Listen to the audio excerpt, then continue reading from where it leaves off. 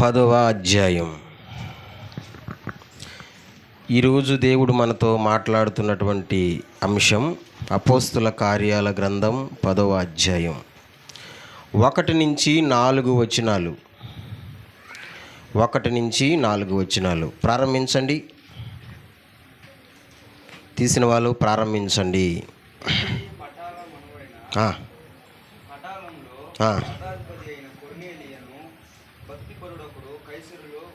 రెండో వచనం ఇంకొకరు.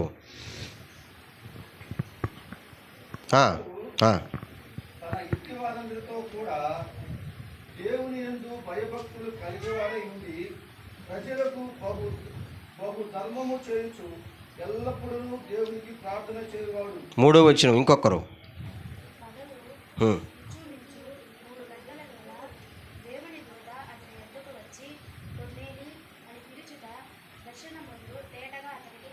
నాలుగో వచనం చివరగా ఇంకొకరు.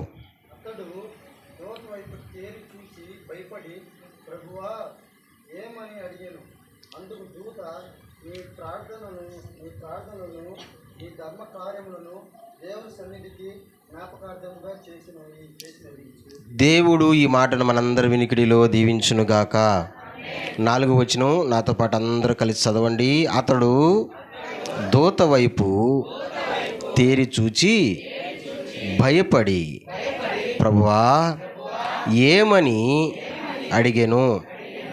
అందరూ చెప్పాల. అందుకు దూత గట్టిగా నీ ప్రార్థనలను నీ ధర్మ కార్యములను దేవుని సన్నిధికి జ్ఞాపకార్థముగా చేరినవి. ప్రార్థన చేద్దాం. పరిశుద్ధుడైన తండ్రి, పరమపిత, స్తుతులకు పాత్రుడా, నీకు వందనాలు. ఈ దినమందు ఎంతమంది బిడ్డలైతే వాక్యం కొరకు ఎదురు చూస్తూ ఉన్నారో, ఎంతమంది బిడ్డలు ఆశతో వచ్చారో జ్ఞాపకం చేసుకోండి ప్రభా. ఈ మాటలు వింటున్న ప్రతి బిడ్డను దీవించండి నా ప్రభా. శతాధిపతి అయిన కొర్నేలి జీవితాన్ని మేము ధ్యానం చేయబోతున్నాం.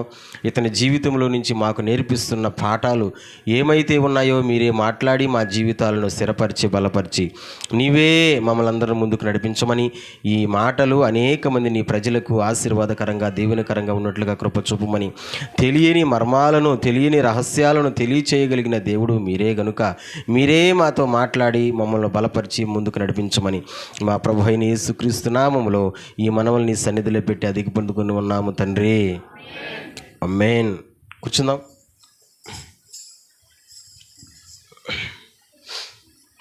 మొట్టమొదటిగా దేవదేవునికి స్తోత్రాలు. ఈ మాటలు వింటున్న, ఈ ప్రసంగం చూస్తున్న మీ అందరికీ నా మనసారా వందనాలు. అందరికీ వందనాలు, దేవునికి స్తోత్రాలు. బాగున్నారు కదా? ఉన్నారు కదా? సంతోషంగా ఉన్నారు కదా? రైట్. మనం సంతోషంగా ఉండడమే, మనం బాగుండడమే దేవుని యొక్క ముఖ్య ఉద్దేశం. నాన్న వినండిరా. ఈరోజు ఒక వ్యక్తి గురించి మనం మాట్లాడుకోబోతున్నాం. ఎవరు ఆ వ్యక్తి అంటే, ఆయన పేరు బాగా స్పష్టంగా రాయబడి ఉంది, కొర్నేలి. చెప్తారా ఆయన పేరు? చాలామంది బాప్తిసాలు తీసుకున్నప్పుడు ఈ పేరు పెట్టుకుంటారు. ఏ పేరు? కొర్నేలి అనే పేరు పెట్టుకుంటారు. చాలా మంచి పేరు, చాలా గొప్ప వ్యక్తి పేరు ఇది. కొర్నేలి గురించి ఈరోజు మనం మాట్లాడుకోబోతున్నాం. నాన్న వినండ్రా. ఎవరు ఇతను? ఏ ప్రాంతానికి చెందినవాడు? చాలా స్పష్టంగా రాశారు అక్కడ. ఎవరు ఇతను అంటే, ఇటలీ పటాలమనబడిన పటాలములో,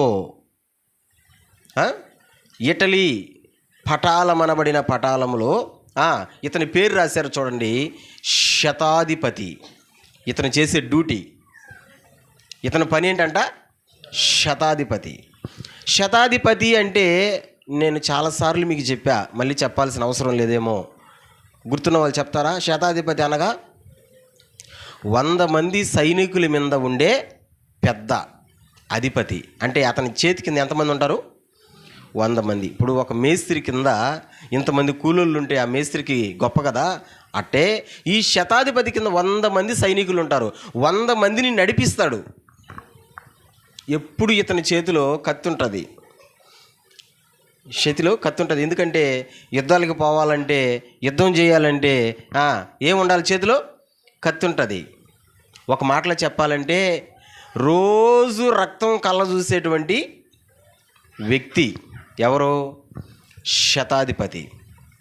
ప్రియులరా గమనించండి, అందరూ శతాధిపతులు ఒకలా ఉంటే ఈరోజు మనం మాట్లాడుకుంటున్నటువంటి ఈ శతాధిపతి ఇంకొకలాగా ఉన్నాడు. అందుకే ఈయన గురించి మాట్లాడుకుంటున్నాం. అందరిలాగా లేడు. అందరిలాగా ఉంటే మనం మాట్లాడుకోవాల్సిన అవసరం లేదు. ఇతను కొంచెం వెరైటీగా ఉన్నాడు.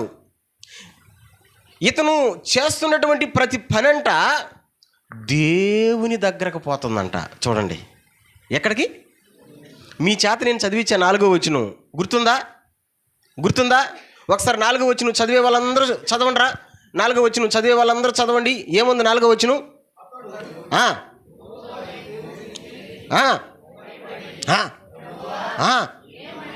అందరూ చదివే వాళ్ళందరూ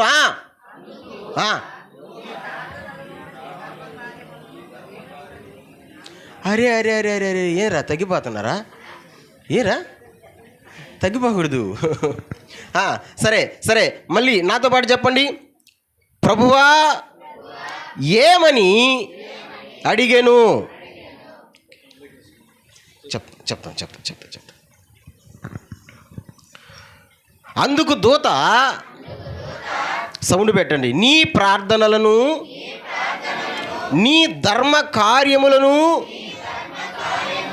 దేవుని సన్నిధికి జ్ఞాపకార్థముగా. అంటే కొర్నేలి చేస్తున్న ప్రార్థన, కొర్నేలి చేస్తున్న ధర్మం అంటే ధర్మ కార్యం, ఆయన చేసే పని ప్రతిదీ ఎక్కడికి వెళ్ళిపోతుందంట? దేవుని సన్నిధికి వెళ్తుందంట. నాన్న ఒక్కసారి గమనించండి రా, మనం చేసే ప్రార్థన దేవుని సన్నిధికి పోతుందా లేదా మీకు ఏమైనా క్లారిటీ ఉందా? అసలు పోతుందంటారా? మధ్యలో ఆగిపోతుందంటారా? దేవునికి మనకు మధ్యలో మన దోషాలు మన పాపాలు అడ్డుగోడగా వచ్చేసి ఆపేస్తున్నాయి అంటారా? క్లారిటీ ఉందా? కానీ కొర్నేలికి చాలా క్లారిటీ ఉంది. దేవదూత వచ్చి కొర్నేలితో చెప్తుంది, కొర్నేలి నీ ప్రార్థనలు నీ ధర్మ కార్యములు ఎక్కడికి వస్తున్నాయంట? దేవుని సన్నిధికి. నేను అంటాను, కొర్నేలిలాగా మనం చేసే ప్రార్థనలు కూడా, మనం చేసేటువంటి ధర్మ కార్యాలు కూడా దేవుని సన్నిధికి చేరితే ఎంత భాగ్యం, ఎంత గొప్పది, ఎంత మంచిది. ఒక మంచి దీవెన పొందుకుందామా? కొర్నేలి వలె మన ప్రార్థన కూడా దేవుని సన్నిధికి చేరునుగాక. మనం చేసే ప్రతి కార్యం, మనం చేసే ప్రతి మంచి పని దేవుని సన్నిధికి చేరునుగాక. మెయిన్ ప్రియులరా, అందుకని నేను అంటాను, ఏముందయ్యా ఈయనలో, ఈ కొర్నేలిలో ఏముంది? ఏముంటే ఈయన చేసే ప్రార్థన దేవుని సన్నిధికి వెళ్తుంది? ఏముంటే ఈయన చేసే ప్రతి కార్యం దేవుని సన్నిధికి వెళ్తుంది? అంటే కొర్నేలి జీవితంలో నుంచి 3 పాఠాలు ఈరోజు నేను మీకు నేర్పించాలని నేను అనుకుంటున్నా. ఈ 3 పాఠాలు అంటే ఈ 3 గుణలక్షణాల వల్లే కొర్నేలి చేసే ప్రార్థన దేవుని సన్నిధికి వెళ్తుంది, కొర్నేలి చేసే ధర్మ కార్యాలు దేవుని సన్నిధికి వెళ్తున్నాయి. మరి ఈ 3 పనులు మనలో కూడా ఉంటే, ఈ కొర్నేలిలో ఉన్నటువంటి ఈ 3 గుణలక్షణాలు మనలో కూడా ఉంటే, మనం చేసే ప్రార్థన కూడా దేవుని సన్నిధికి వెళ్తుంది. హల్లెలూయా! ఉందా మీకు ఆశ? అయ్యా, కొర్నేలి చేసే ప్రార్థన దేవుని సన్నిధికి ఏ విధంగా పోతుందో మేం చేసే ప్రార్థన కూడా దేవుని సన్నిధికి పోవాలి అని మేము అనుకుంటున్నాం అన్నటువంటి ఆలోచన ఉంది కదా? ఉందంటే మరి కొర్నేలిలో ఉన్నటువంటి లక్షణాలు మనం చూద్దాం. ఆ లక్షణాలని మనలో కూడా అలవర్చుకుందాం. అప్పుడు మన ప్రార్థన కూడా దేవుని సన్నిధికి చేరుతుంది. చూద్దామా కొర్నేలిలో ఉన్నటువంటి గుణ లక్షణాలు. అపోస్తుల కార్యాల గ్రంథంలోనే రైట్ 2వ వచనాన్ని చదివేదానికి ప్రయత్నం చేయండి. 2వ వచనం.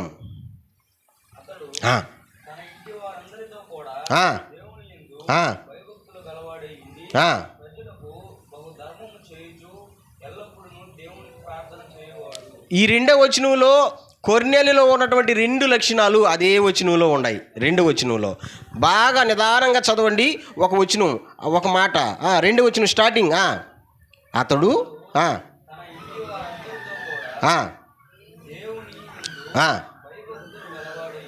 కామా ఉంది, ఆడ కామా ఉంది, ఆ పదం కాడ కామా ఉంది. అంటే అర్థం ఏంటంటే కాసేపు అక్కడ ఆగాల కాసేపు. కామా ఉంటే అర్థమైంది, కాసేపు ఆగాల. ఫుల్ స్టాప్ ఉంటే పూర్తిగా ఆగిపోవాలా. కామా ఉంటే కాసేపు ఆగాల. అంటే చదువుకున్న రోజుల్లో మాకు నేర్పించిన మాటలు అన్నమాట. ఇప్పుడు చూడండి, అక్కడ కామా పెట్టారు, అంటే కాసేపు ఆగండి అని. ఆ వచనాన్ని 2 భాగాలుగా మనం చూడొచ్చు. మొదటి భాగం ఏంటంటే, కొర్నేలిలో ఉన్న గుణలక్షణం, అతడు తన ఇంటి వారందరితో కూడా దేవుని యందు భయభక్తులు గలవాడు. నాన్న ఇప్పుడు చెప్పండి రా, కొర్నేలి ఎలాంటి వాడు? భయభక్తులు గలవాడు. చెప్పండి ఎలాంటి వాడు? సౌండ్ పెట్టండి. ఎలాంటి వాడు? ఏమ్మా వెనకుండే వాళ్ళు పిల్లకాయలతో మళ్ళీ అడుగుందరు. మనం పిల్లకాయలను చూసాం, ముద్దులాడాం, వాళ్ళని కొట్టాం, వాళ్ళ చేత కొట్టించుకున్నాం. పిల్లకాయలు మళ్ళీ ఆయన పని అయింది, మన పని మనది. ఇప్పుడు చెప్పండి, కొర్నేలి ఎలాంటి వాడు? క్లారిటీగా చెప్పండి, కొర్నేలి ఎలాంటి వాడు? ఒక్కడే భయభక్తులు గలవాడా, లేకపోతే ఇంకేమన్నా ఉందా అక్కడ? అది గుర్తుపెట్టుకోవాలా. ఒక్కడు కాదు, ఇంటి వారందరితో పాటు. అంటే నేనొక్కడనే కాదు భయభక్తులు కలిగిన వాడిగా ఉండాల్సింది, నా కుటుంబము కూడా. మీకు ఒక మాట చెప్పనా, క్రైస్తవుని యొక్క ఆలోచన, దేవుని బిడ్డ యొక్క ఆలోచన ఎట్టుండాలంటే, కుటుంబం గురించి ఆలోచించే వ్యక్తిగా ఉండాలా. నేనొక్కడిని పోతే చాలే, నేనొక్కడనే ఉంటే చాలే. చాలామంది అంటూ ఉంటారు, నేను ఒక్కడనే పోతా చర్చికి, మిగిలిన మీరు రావాల్సిన అవసరం లేదులే. కావాలంటే గమనించండి, చాలామంది ఇళ్ళలో జరిగేటువంటి పని ఇదే. భర్త వస్తే భార్య రాదు, భార్య వస్తే భర్త రాడు, వీళ్ళిద్దరు వస్తే పిల్లలు రారు, పిల్లలు వస్తే వాళ్ళిద్దరు రారు. అంటే ఎవరో ఒకరు పోతే చాలే. ఈ మనస్తత్వం చాలా రాంగు, చాలా తప్పు. దేవుని సన్నిధికి మనం ఎట్ట రావాలంటే కుటుంబముతో సహా రావాలా. కుటుంబముతో కూడా దేవుని యందు భయభక్తులు కలిగిన వాడు ఎవరు? కొర్నేలి. కుటుంబాన్ని మా మీరు చెప్పండి, కుటుంబాన్ని మనం రక్షించుకునేటువంటి బాధ్యత మన మీద ఉందంటారా, లేదంటారా? లేదా? అరే నీకు నువ్వే చూసుకుంటావా? అరే నువ్వే ఆలోచించుకుంటావా? నేనుంటే చాలే అనుకుంటావా? కాదు కదా. మనం ఎవరి గురించి ఆలోచిస్తాం? కుటుంబాన్ని గురించి ఆలోచిస్తాం. ఆలోచించాలి కూడా. ఆలోచించినటువంటి వ్యక్తి, నేను అంటాను, కుటుంబాన్ని కరెక్ట్గా పరిపాలిస్తున్నటువంటి వ్యక్తి అని నేను అంటాను. కుటుంబాన్ని కరెక్ట్గా ముందుకు నడిపిస్తున్నటువంటి వ్యక్తి అని నేను అంటాను. ఎవరిని? కొర్నేలిని. చూడండి, కుటుంబాన్ని ముందు మనం నడిపించాలి. క్రైస్తవుడు, దేవుని బిడ్డ ముందు కుటుంబాన్ని సరిగా పరిపాలించాలి. మీకు అర్థం కాలేదా నేను చెప్పేది? హల్లెలూయా. చాలామంది ఇళ్ళల్లో చూడండి, మనం ఏదైనా ఒక మాట చెప్పినామనుకో, ఏమంటారంటే, నీ మాట మేము వినాలా, నువ్వు చెప్పిందా మేము చేయాలా, సాలులే నోరు మూసుకుని ఉండు. ఇంకా కొంతమంది పెద్దగా మాట్లాడతారు, ముసిల్దానా అంటే పెద్దోళ్ళు ఎవరైనా మాట చెప్తే, ముసలోడా అంటే పెద్దోళ్ళు ఎవరైనా మాట చెప్తే ఎంత కేర్లెస్ మీరు గమనించండి. నేను అదే చెప్తా, నువ్వు ముసలోడా ముసల్దానా అంటున్నావు, రేపు ఒక రోజు నువ్వు కూడా అరే చెప్పండి, ముసలోడు అవ్వక తప్పదు, ముసలిదాని అవ్వక తప్పదు. చాలామంది వినరు. కానీ ఈ కొర్నేలిని మనం చూస్తూ ఉంటే, ఇతను ఇంటి వారిని కూడా సరిగా పరిపాలిస్తున్నాడు. ఇంటి వాళ్ళను కూడా దేవుని యందు భయభక్తులు ఉండేటట్టు చేస్తున్నాడు. కుటుంబాన్ని అంతటినీ. నేను అంటాను, ఎంతమంది ఉన్నారో ఆయన ఇంట్లో మనకు రాయిలే. అక్కడ ఎంతమంది ఉంటారో రాయలేదు, కానీ ఎంతమంది ఉన్నా సరే, ఇప్పుడు చెప్పండి, కుటుంబంలో ఉన్నటువంటి వాళ్ళందరినీ మనం ఒకే విధంగా మనం ముందుకు నడిపిస్తూ ఉంటే కొర్నేలిలా మనం కూడా ఉన్నట్టే. లేకపోతే ఈరోజు నుంచి మనం నేర్చుకుందాం, కుటుంబాన్ని మనం సరిగా పరిపాలించాలి. దేవునికి స్తోత్రం. కుటుంబం అంతా దేవుని యందు భయభక్తులు కలిగి ఉండాలి.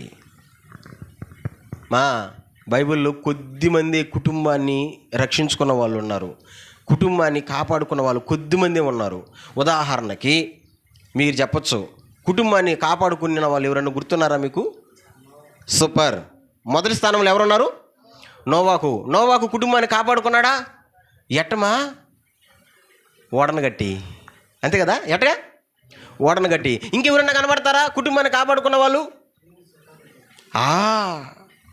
ఎవరు? శతాధిపతి. ఇప్పుడు మనం చూస్తున్నటువంటి ఈ కొర్నేలు కూడా కుటుంబాన్ని చెప్పండి కాపాడుకున్నాడు. ఇంకెవరైనా తగలుతారా అమ్మా? రాహాబు వేశ్య, సూపర్. కుటుంబాన్ని కాపాడుకున్న వ్యక్తి ఎవరు? రాహాబు వేశ్య. ఇంకెవరన్నా కనపడతారా? ఊరికే ఆలోచించండి, ఇంకెవరన్నా? అరే మనందరికి ఫేమస్ అయిన ఒక వ్యక్తి ఉన్నాడే, అరే లోకాసువార్త 19వ అధ్యాయంలో కనబడతాడే,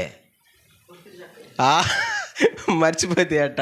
ఆయన పేరు పొట్టి చెక్క. ఇంటిని కాపాడుకోవాలా? యేసుప్రభు అన్నాడు కదా, ఇతడు నువ్వు అబ్రహాము కుమారుడే, నేడు ఈ ఇంటికి రక్షణ వచ్చినది. కుటుంబాన్ని కాపాడుకున్నారు వీళ్ళందరూ. ఈ కొర్నేలు కూడా కుటుంబాన్ని కాపాడుకున్నాడు. దేవుని యందు భయభక్తులు కుటుంబానికి నేర్పించాడు.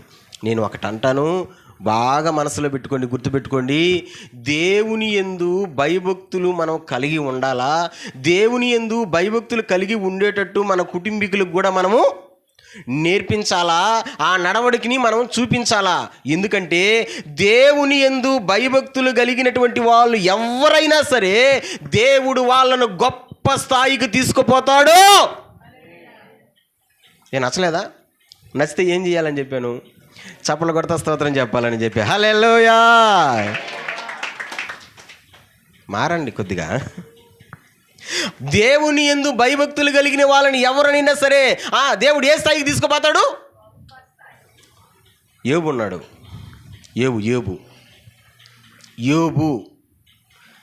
యోబు దేవుని యందు భయభక్తులు కలిగిన వాడా లేదా? ఒకసారి ఆ మాట చదవండి. యోబు గ్రంథం 1వ అధ్యాయం 1వ వచనం. యోబు గ్రంథం 1వ అధ్యాయం 1వ వచనం. యోబు ఎలాంటి వాడు అనేటువంటి విషయాన్ని మనం చూద్దాం. యోబు గ్రంథం 1వ అధ్యాయం 1వ వచనం. తీసిన వాళ్ళు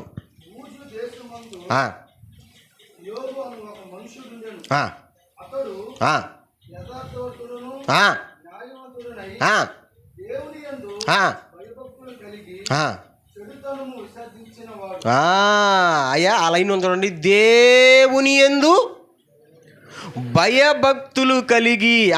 యోబు ఎలాంటి వాడంట చెప్పాలా? దేవుని యందు. అక్క నా వైపు చూడండి, నా వైపు చూడండి. దేవుని యందు ఎవరో. యోబు గురించి మనం ఒక పాట పాడుతూ ఉంటాం. పాడదామా? ఆ చిన్న చరణం పాడదామా? ఆస్తి అంతా పోయినా, తన దేహమంతా గాయాలతో నిండినా. కొడు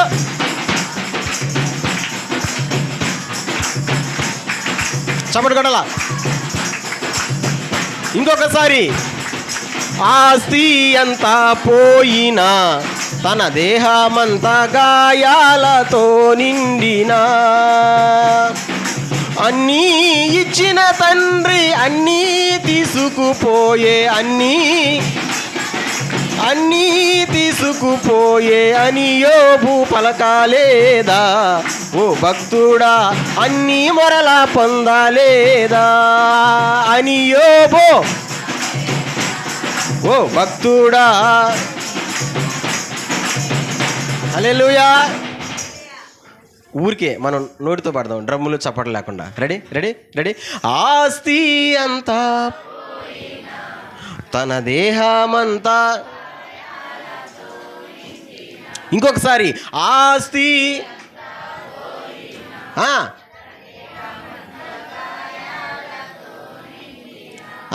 అన్నీ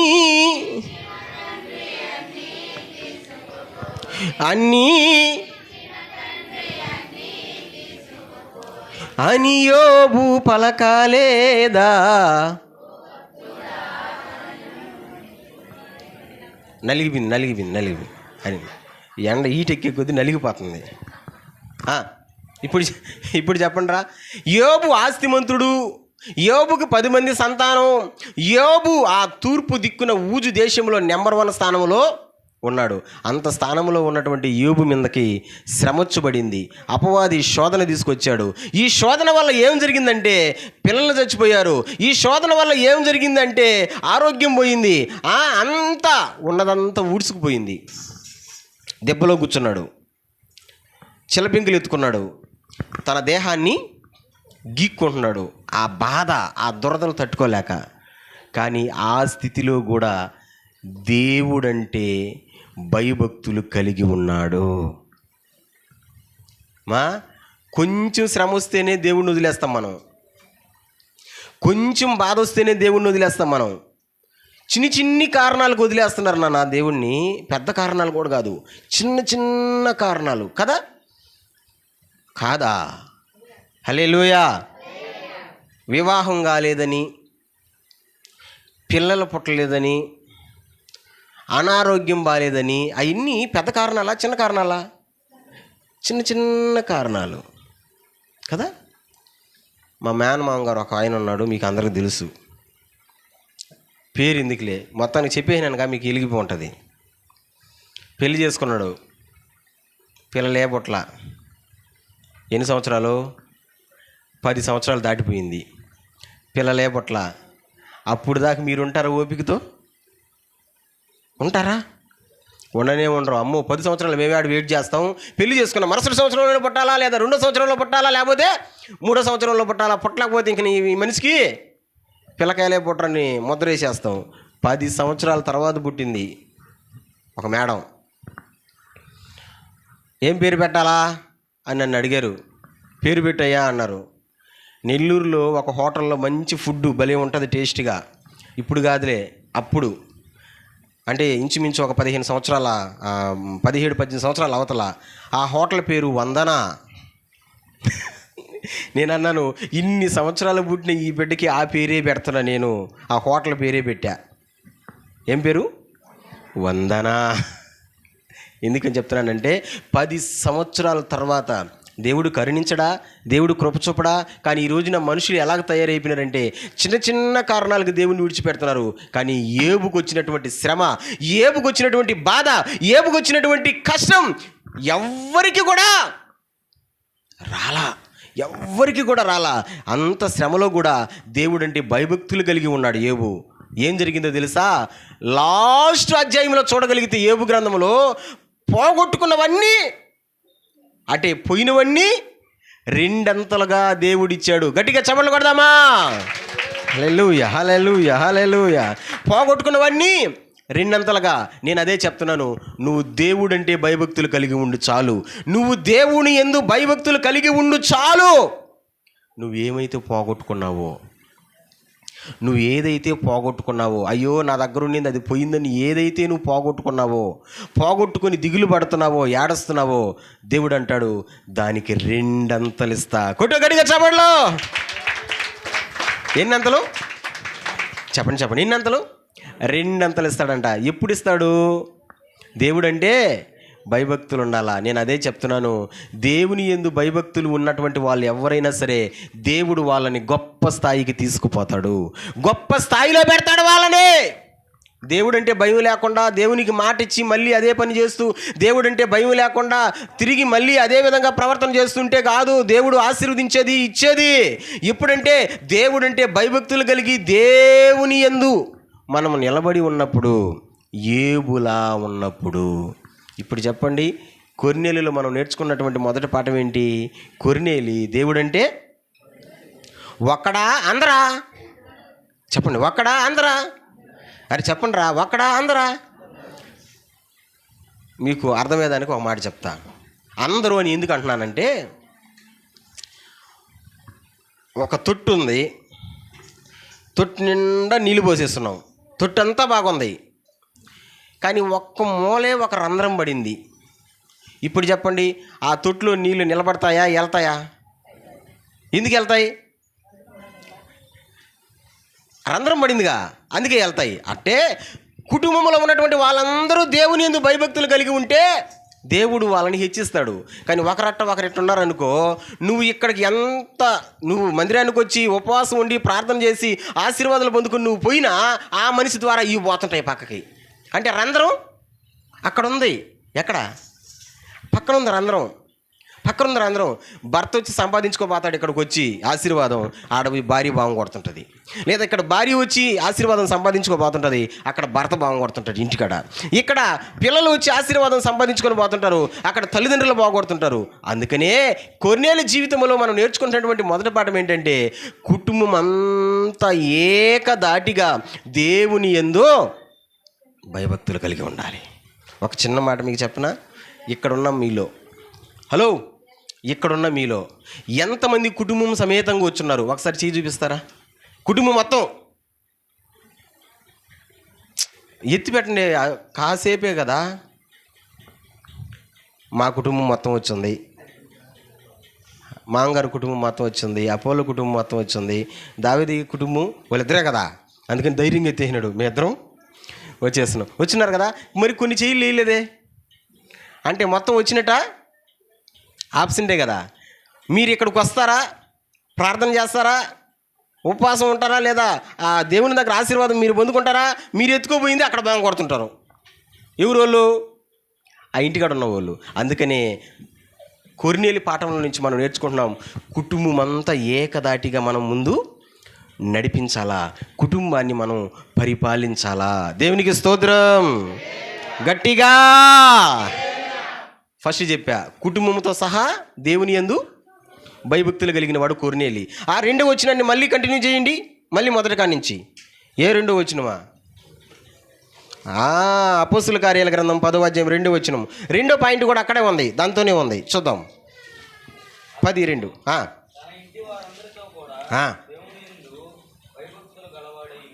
అది ఇప్పుడు చెప్పా, కామా దాకా చెప్పా. కామా నుంచి స్టార్టింగ్.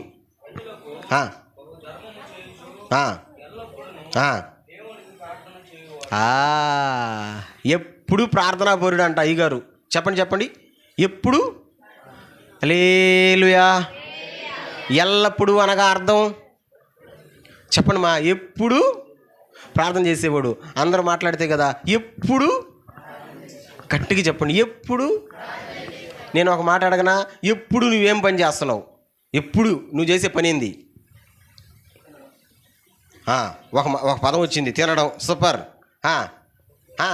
ఇంకొకటి అది కదా, సాంసంగ్ నాకు చూపిస్తున్నాడు, మాట చెప్పడం లేదు కానీ ఫోన్ చూపిస్తున్నాడు. ఏం చేస్తుంటావు సార్ అంటే, పైనుంచి కిందకి చేపలు తాగుతుంటారే. చేపలు ఎక్కడ తాగుతారా? చేపలు ఏలు హీట్ ఎక్కిపోతుందని, బాగా వినండి, ఏలు హీట్ ఎక్కిపోతుందని ఏలుకి వేసుకునే గ్లౌజులు కూడా వచ్చున్నాయి ఫోన్ వాడేదానికే. ఒకసారి ఎవరు ఆన్లైన్లో పెడితే, ఒరే ఇదేంద్రా, ఇది నేను ఎక్కడా చూడలేదండి అంటే, బొట్టనేల వరకే కదా అంటే, ఫోన్ హీట్ ఎక్కినా పర్వాలా, కానీ ఏం హీట్ ఎక్కకూడదు. మీకు ఒక విచిత్రం చెప్తా. ఒకసారి నీళ్ళు తాగదామని ఫ్రిడ్జ్ తీసా. ఫ్రిడ్జ్లో పెట్టున్నారు ఫోన్ని. ఫ్రిడ్జ్లో ఏముండాలా అన్న మీరు చెప్పండి. ఫ్రిడ్జ్లో ఏముండాలా? ఏం పెడతాం? నీళ్లు పెట్టుకుంటాం, కూరగాయలు పెట్టుకుంటాం, జ్యూసులు పెట్టుకుంటాం, అక్క కూర పెట్టుకుంటాం. గీర అంటే అక్క అది ఊత పదం.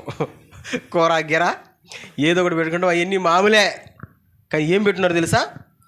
ఫోన్ పెట్టున్నారు. ఎందుకు పెట్టున్నారా? వీడు చెప్తాడు. వాడి హీట్ ఎక్కిపోయింది, అది ఆడి పేలిపోద్ది అని భయంతో ఫ్రిడ్జ్లో పెట్టేసి కూలింగ్ అయిపోద్ది కదా. అది ఇంకా డేంజర్ అయిన సంగతి వాళ్ళకి తెలియదు. అంటే ఎప్పుడు చేసే పని ఏంది? మనం తినడం, నిద్రపోవడం, జోదాలాడడం, అది చేయడు, ఇది చేయడు, అది మన పని. ఎప్పుడు చేసే పని అది. కానీ మనోడు ఎప్పుడు ఏం చేస్తున్నాడు? అరే చెప్పండి రా, ఎప్పుడు ఏం చేస్తున్నాడు? క్లారిటీగా చెప్పండి. ఎప్పుడు ఏం చేస్తున్నాడు? అంటే మార్చి చెప్పమంటున్నా. అక్కడ ఉన్న పదాన్ని ఇందాక అడిగినట్టు ఇప్పుడు కూడా అడుగుతున్నా.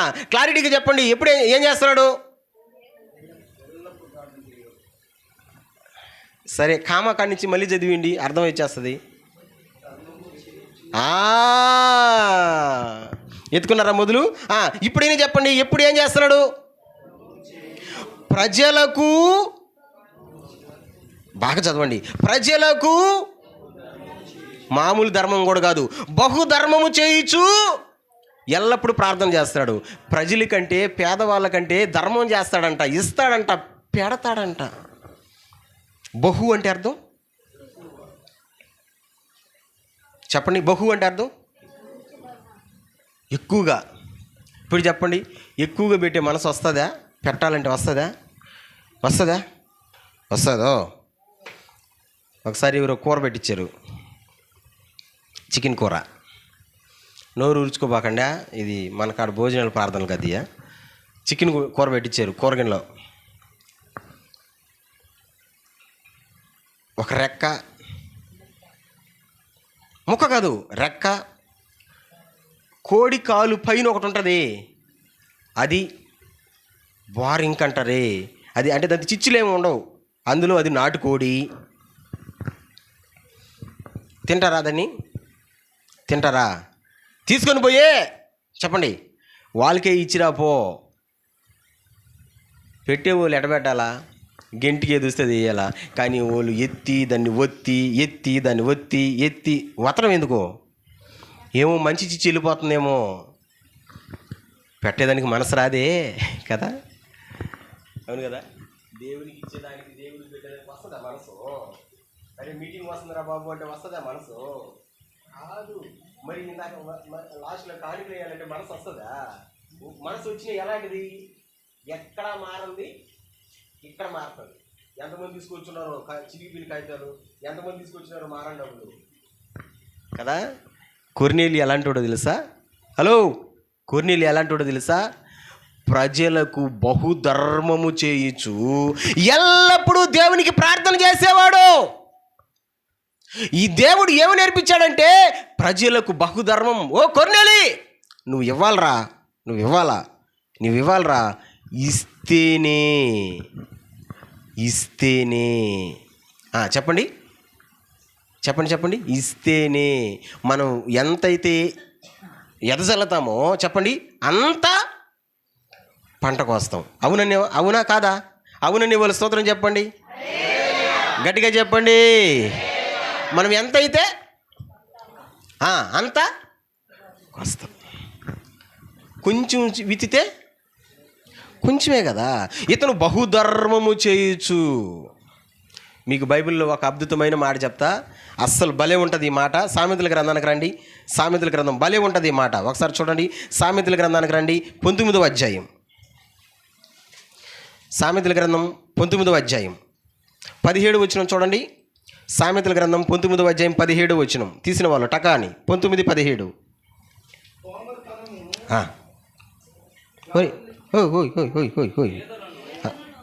అది 19:17.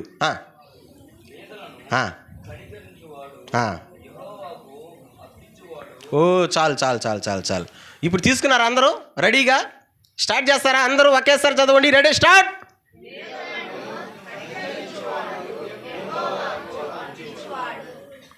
అబ్బా, ఎంత బాగుందో కదా మాట.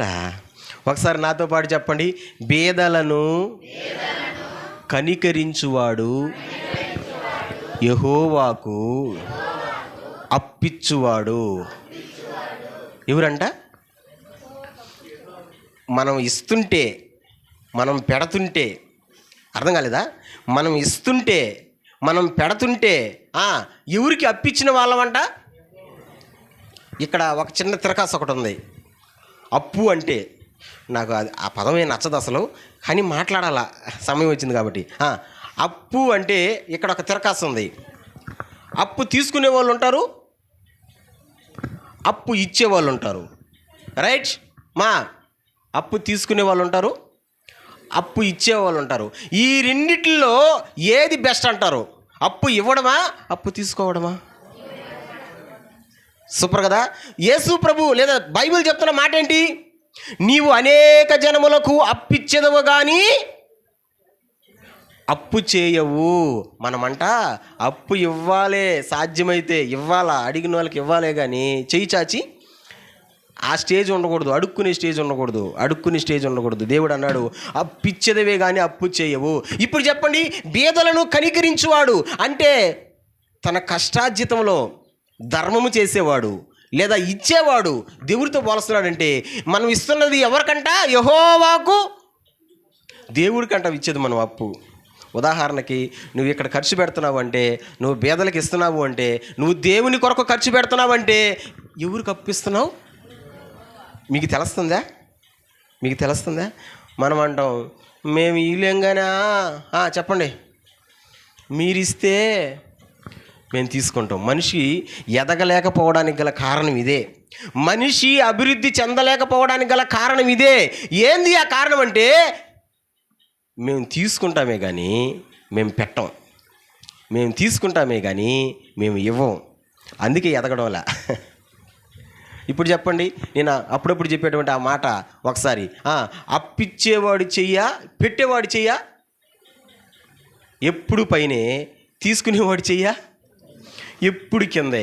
అక్క అమ్మ ఈ సైడ్ ఉండే వాళ్ళు చెప్పండి, అప్పిచ్చేవాడు చెయ్య ఎప్పుడు పైనే, వాడు ఎప్పుడు పైనే ఉంటాడు. అప్పు తీసుకునేవాడు చెయ్య, నువ్వు పెట్టి నేను తింటా, నేను మాత్రం పెట్టను. నువ్వు నేను ఖర్చు పెట్టుకుంటా, నేను మాత్రమే. ఈ మనస్తత్వం నీలో ఉన్నంతకాలం నువ్వు కిందే ఉంటావు, తీసుకునేవాడివే అంతే, తీసుకునేవాడివే. కానీ ఇతను ఎలాంటివాడంటే బీదలను కనికరించేవాడు, యెహోవాకు అప్పిచ్చువాడు. ఇంకొక అద్భుతమైన మాట చూద్దామా ఒకసారి? హెబ్రీ పత్రిక రండి. హెబ్రీ పత్రిక, అపోస్తలుడైన పౌలు గారు హెబ్రీలకు రాసిన పత్రిక 13వ అధ్యాయం. టకటక తిప్పండి. 13వ అధ్యాయం 16వ వచనం చూద్దామా? హెబ్రీ పత్రిక 13వ అధ్యాయం 16వ వచనం చూద్దామా?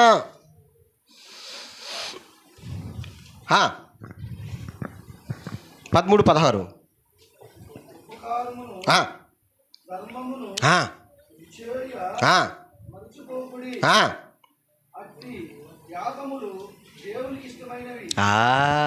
ఓ క్రైస్తవుడా, కొర్నేలి జీవిత అనుభవాల్లో నుంచి మీకు నేర్పిస్తున్నటువంటి పాఠం ఏంటో తెలుసా? కొర్నేలి బహు ధర్మము చేసేవాడు, బహు ఇచ్చేటువంటి మనస్తత్వము కలిగినటువంటి వాడు. బైబిల్ అంటుంది ఉపకారమును ధర్మమును. అంటే ధర్మం చేసే బుద్ధి కొర్నేలికి ఉందా లేదా? ఉంది. ఇప్పుడు బైబిల్ అంటుంది ఈ ఉపకారము ధర్మము అంట దేవునికి ఇష్టమైన యాగాలంట. హల్లెలూయా. ఏందంట? యాగాలు అని చెప్పండి. ఏంది? గట్టిగా చెప్పండి. ఏంది? యాగం అంటే మీకు తెలుసా? ఒకసారి చెప్తారమ్మా, యాగం అంటే ఏందమ్మా? యాగం చేస్తున్నారు అంటారే. అరే ఒక మంట వేసి మంట చుట్టూరు అంటే బ్రాహ్మణులు కూర్చొని ఏం చేస్తుంటారా? ఒక గింట ఒకటి ఎత్తుకొని ఏం పోస్తుంటారా? మంట ఆరకుండా నెయ్యి పోస్తుంటారు, లేదా నూనె పోస్తుంటారా? నెయ్యి అనుకుంటా నేను.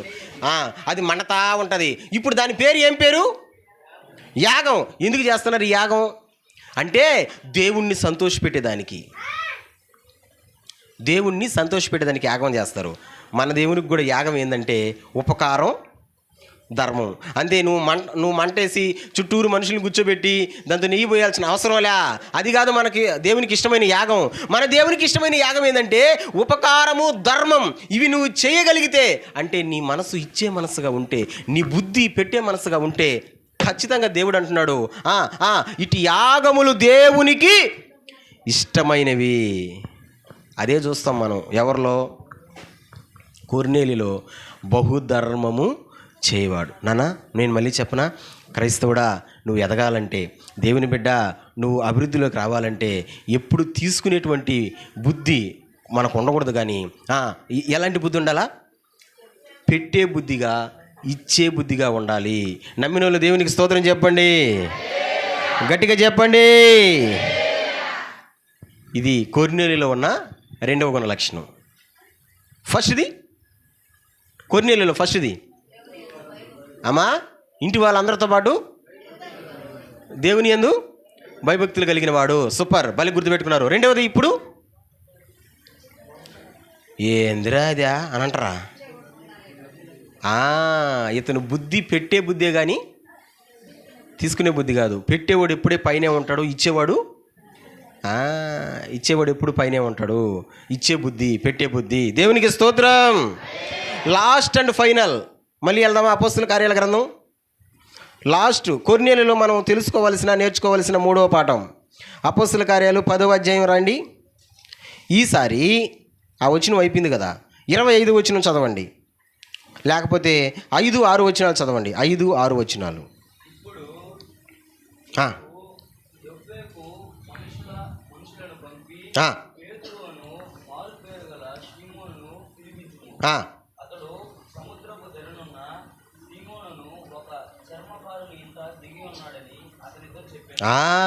దేవదూత ప్రత్యక్షమై కొర్నేలికి చెప్తుంది, కొర్నేలే, నువ్వు చేసేటువంటి ధర్మకార్యాలు, నీ ప్రార్థన అన్నీ దేవుని దగ్గరికి చేరినాయి.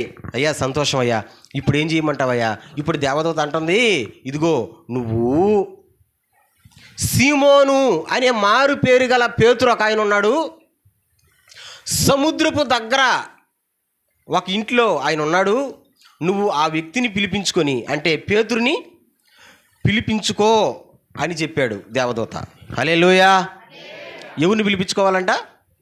పేతురుని. ఎవరుండి ఎవరికి చెప్పారు? ఎవరుండి ఎవరికి చెప్తున్నారు? దేవదూత కొర్నేలికి చెప్పింది. ఏమని చెప్పింది? నువ్వు పేతురుని పిలిపించుకో. అడ్రస్ కూడా చెప్పింది. సముద్రపు దగ్గర ఉన్న సిమోన్ అని ఇంట్లో ఉన్నాడు, పిలిపించుకో అని చెప్పింది. ఇప్పుడు ఈయన ఏం చేస్తున్నాడంటే ఆయన్ని పిలిపించుకున్నాడు, మనుషుల్ని పెట్టి పిలిపించుకున్నాడు. సిమోన్ వస్తూ ఉన్నాడు. ఎవరింట్లోకి? కొర్నేలి ఇంట్లోకి సిమోన్ వస్తూ ఉన్నాడు. ఇప్పుడు చెప్పండిరా, సిమోను అంటే పేతురు. ఆయన పేతురు ఎలాంటోడు? డబ్బుండేవాడా? డబ్బుండేవాడా? డబ్బుండేవాడా? చదువు ఉండేవాడా? అరే చెప్తే కదా, డబ్బు లేదు, చదువు లేదు. ఒక మనిషికి గౌరవం ఇవ్వాలంటే ఈ రెండిట్లో ఏదో ఒకటి ఉండాలా. ఈ రెండిట్లో ఏ రెండిట్లో ఉంటే డబ్బన్నా ఉండాలా, లేకపోతే చదువైనా ఉండాలా. డబ్బు ఉంటే ఆటోమేటిక్గా నీకు గౌరవం వచ్చేస్తుంది, నీకు విలువ వచ్చేస్తుంది. డబ్బులుంటే చాలు. నువ్వు ఏ క్యాస్ట్ అనేది అనవసరం, నువ్వు ఏ కులం అనేది అనవసరం. నీ దగ్గర డబ్బు ఉంటే నీకు గౌరవం ఇచ్చేస్తారు, నీకు విలువ ఇచ్చేస్తారు. ఒకవేళ డబ్బు లేదనుకో ఏముండాలా? చదువు ద్వారా అయినా మంచి జాబ్ సంపాదించుకోవచ్చు. అప్పుడైనా నీకు ఒక చిన్న బలహీనం ఉంటేనే, ఒక చిన్న బలహీనత ఉంటేనే కుంటోడ్రు అని పిలుస్తారు కదా, చెవిటోడ్రు అని పిలుస్తారు కదా. నేను మాకు ఒక వీడియో చూసా. పోలియో వ్యక్తి, ఆమె పోలియో వ్యక్తి, నడవలేదు, 2 కాళ్ళు చచ్చుబడిపోయి ఉన్నాయి, భూమి మీద దేకులాడుతూ పోతుంది. కానీ ఆమె పోతూ ఉంటే ముందర సెక్యూరిటీ గార్డులు, బాడీ గార్డులు, వెనక చూస్తే కారులు, జనం. ఎందుకు? కష్టపడి చదివి ఐఏఎస్ ఆఫీసర్ అయిపోయింది, కలెక్టర్ అయిపోయింది. కలెక్టర్ వస్తుంటే ఇప్పుడు ఎట్లుంటుంది వ్యవహారం? ఇప్పుడు అంత గౌరవం, అంత విలువ ఎందుకు వచ్చింది? చదువు. మళ్ళీ చెప్పండి, ఒక మనిషికి గౌరవం కానీ విలువ కానీ రావాలంటే రెండిట్లో ఏదో ఒకటి ఉండాలా. ఏంటోట్లో? డబ్బైనా ఉండాలా. ఇప్పుడు చెప్పండి, మనోడి దగ్గర, పేతురు దగ్గర డబ్బు ఉందా, చదువు ఉందా? అంటే డబ్బు చదువు లేనటువంటి వాళ్ళకి విలువ ఇస్తుందా సమాజం? గౌరవం ఇస్తుందా? ఒక మాట చదవండి, 25వ వచనం, 25వ వచనం చదవండి, 25వ వచనం చదవండి. పేతురు లోపలికి రాగా కొర్నేలి అతను ఎదుర్కొని అతని పాదముల మీద పడి అబాబాబాబాబా నమస్కారము చేసెను. నాన్న ఉన్నారా? పేతురు లోపలికి అట ఎంటర్ అవుతా ఉంటేనంట ఇంట్లోకి కొర్నేలి పరిగెత్తుకుంటూ పోయి అంట ఒక శతాధిపతి, 100 మంది మీద అధిపతి, డబ్బులుండేవాడు, చదువు ఉండేవాడు, జ్ఞానం ఉండేవాడు. ఇతను ఎవరు కాళ్ళ మీద పడి నమస్కారం చేస్తున్నాడు? పేతురు కాళ్ళ మీద. నేను అంటాను, ఓ కొర్నేలా ఉన్నారు ఎవరన్నా ఇక్కడ? ఆ పేరు లేరా? కొర్నేలా, నీకేమన్నా మైండ్ పోయిందా ఎట్ట? ఎవరి కాళ్ళ మీద నువ్వు పడాల్సిందా? ఈ పేతురు కాళ్ళ మీద. చదువు ఉందా ఎట్ట? డబ్బు ఉందా ఎట్ట? ఎందుకు పడుతున్నావు నువ్వు? కాళ్ళ మీద పడినావు, నమస్కారం చేస్తున్నావు. మామూలు నమస్కారం కూడా కాదంట. ఏంటది? సాగిలు పడ్డం అంటే? సాగిలు పడ్డం అంటే నిలబడుకొని ఉంటే బాళ్ళబడి కాళ్ళు పట్టుకోవడం, దాన్ని ఏమంటారు? బాళ్ళ పడుకొని కాళ్ళు పడుకోవడం. మీకు కూడా అదే చెప్తా. మీరు కూడా ఎప్పుడైనా ప్రార్థన చేయాలంటే ఆ ప్రార్థన ట్రై చేయండి. మందిరంలో చేయొచ్చుమా, తప్పలేదు. ఆ పదం మీద యేసుప్రభు యేసన్న గారు కూడా పాట రాశాడు. ఏమని? నా మనసారని నమస్కారము.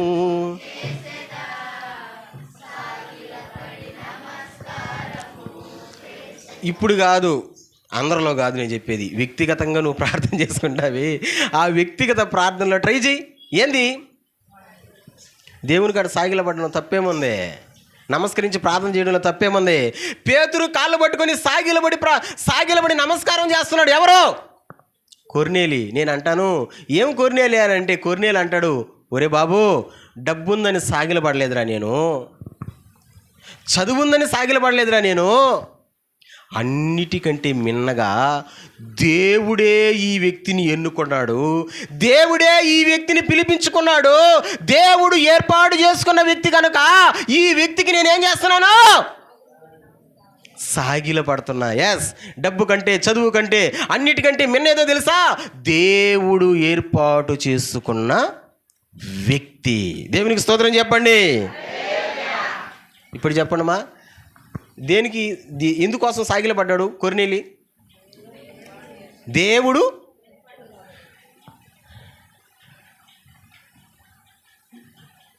నాకు ఒక డౌట్ చాలా రోజుల నుంచి, అది నిజమో అబద్ధమో నాకు తెలీదు. మనకు బస్సు వస్తుంది కదా, బస్సు తూపులపాలెం బస్సు. ఎప్పుడన్నా మీరు ఎక్కున్నారు కదా? సరే, బస్సు ఎక్కిన వాళ్ళందరూ మనస్ఫూర్తిగా చెప్పండి, బస్సులో ఎక్కంగానే మీకు ఏదో ఒక తేడా కనబడుతుంది.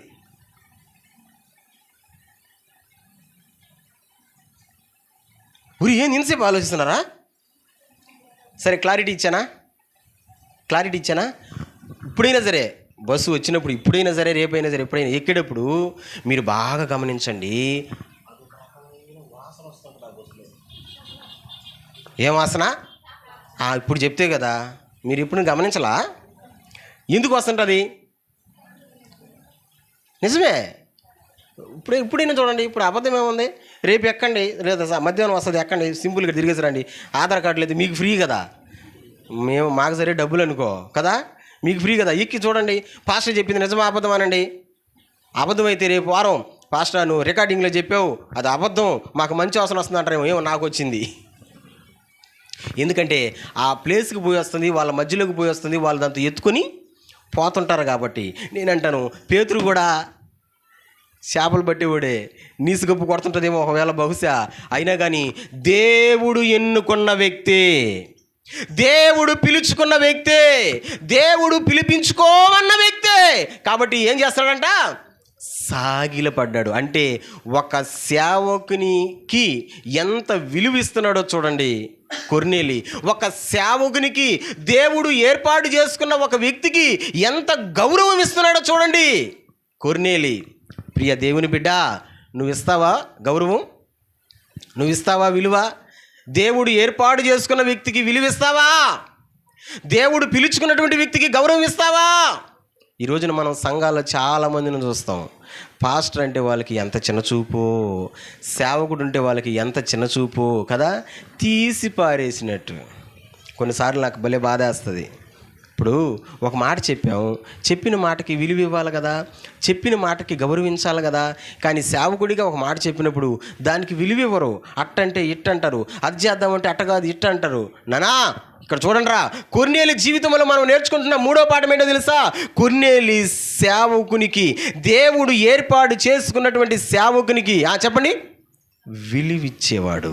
దేవునికి స్తోత్రం చెప్పండి గట్టిగా.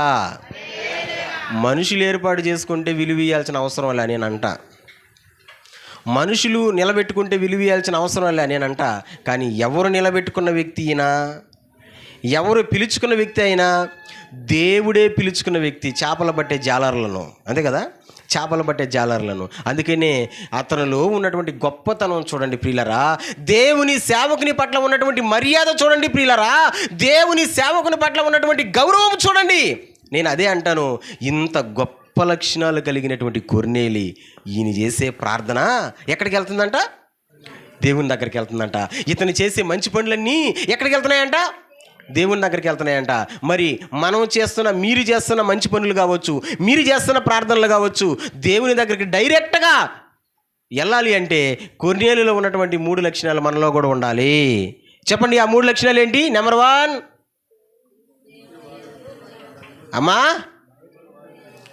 సౌండ్ పెట్టండి, ఇంటి వారందరితో పాటు భయభక్తులు కలిగి ఉండాలి దేవుని యందు. నెంబర్ 2, అయ్యా బహుధర్మము చేస్తూ ఎల్లప్పుడూ ప్రార్థన చేయాలి. 3వది,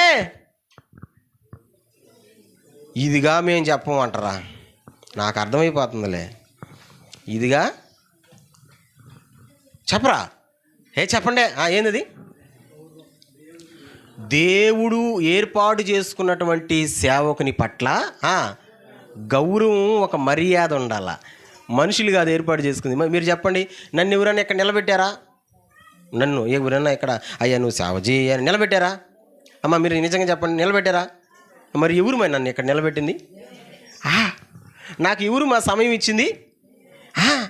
అంటే దేవుడు ఏర్పాటు చేసుకున్నటువంటి వ్యక్తి. నేను అదే అంటాను, విలువ ఇవ్వాలా, గౌరవం ఇవ్వాలా. ఆ గుణలక్షణాలు ఉన్నాయి కాబట్టి అతని ప్రార్థన దేవుని సన్నిధి చేరింది. ఇకనైనా మనం గుర్తు చేసుకుందాం, ప్రభువా కొర్నేలిలో ఉన్నటువంటి గుణలక్షణాలు మేము కూడా కలిగి ఉంటాం. ఏంటి ఆ గుణలక్షణం అంటే, మా ఇంటి వారందరితో పాటు నీ యందు భయభక్తులు కలిగి ఉంటాం.